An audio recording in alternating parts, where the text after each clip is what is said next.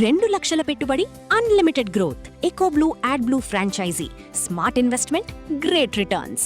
Bhogapuram airport, Alluri Sitaramaraju international airport నుంచి మొదటి ప్రయాణం, అలానే ప్రారంభోత్సవం, ఇవి చరిత్రలో ఎప్పటికీ నిలిచిపోయేలా ప్రణాళికలను రెడీ చేస్తుంది ఏపీ సర్కార్. భోగాపురం ఎయిర్పోర్ట్ నిర్మాణానికి సంబంధించినటువంటి పనులన్నీ పూర్తయినాయి. బ్యూటిఫికేషన్ మీదే ఇప్పుడు ఫోకస్ పెట్టింది.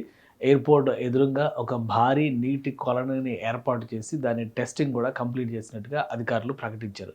సో ప్రధానమంత్రి ఆగస్టు 1వ తేదీన ప్రారంభించే నాటికి 3 లక్షల మందితో సభ నిర్వహించడంతో పాటు 13,000 మందితో రికార్డు స్థాయిలో ధింసా నృత్యం చేసే దిశగా ఏపీ ప్రభుత్వం ప్రణాళికల్ని రెడీ చేస్తుంది. అసలు భోగాపురం ఎయిర్పోర్ట్కి సంబంధించి ప్రజెంట్ లుక్ ఈ విధంగా ఉంది.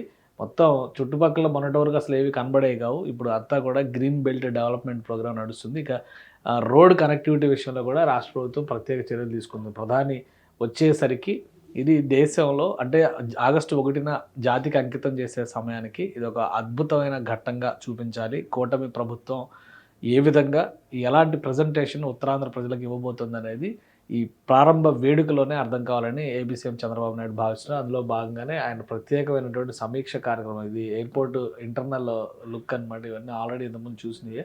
ప్రత్యేకంగా సమీక్ష చేశారు. ప్రారంభోత్సవానికి సంబంధించినటువంటి ప్రణాళికను రెడీ చేశారు. ఏఎస్ఆర్ అల్లూరు సీతారామరాజు పేరు విప్లవ వీరుడు, మన్యం వీరుడు. ఆయన ఘనతని మొత్తం దేశం మొత్తం ఒకసారి గుర్తు చేసుకునేలాగా ప్రణాళికను రెడీ చేశారు. ఇప్పుడు 11 మంది మంత్రులతో ఒక కమిటీని కూడా నియమించింది రాష్ట్ర ప్రభుత్వం. సో ఈ కమిటీ ఈ 4 రోజుల పాటు ఏర్పాట్లు, పర్యవేక్షణ, ట్రాన్స్పోర్ట్, పార్కింగ్ దగ్గర నుంచి మొత్తం అన్ని రకాల ఏర్పాట్లు చేస్తారు. మరీ ముఖ్యంగా 3 లక్షల మంది ప్రజల సమక్షంలో ఇది ఓపెన్ చేయబోతున్నారు. భోగాపురం ఎయిర్పోర్ట్కి భూములు ఇచ్చినటువంటి రైతు కుటుంబాలన్నిటిని కూడా ఆహ్వానిస్తారు. వీళ్ళందరికీ భోజన వసతులు, సౌకర్యాలను ఏర్పాటు చేయడంతో పాటు ఒక అద్భుతమైనటువంటి కార్యక్రమంగా దీన్ని రూపొందించాలి. ఎందుకంటే ఉత్తరాంధ్ర ముఖచిత్రం మార్చిపోయేటువంటి ఎకనామిక్ కారిడార్ అవుతుంది ఈ ఎయిర్పోర్ట్ ప్రారంభోత్సవాన్ని ఆంధ్రప్రదేశ్ ప్రభుత్వం భావిస్తోంది.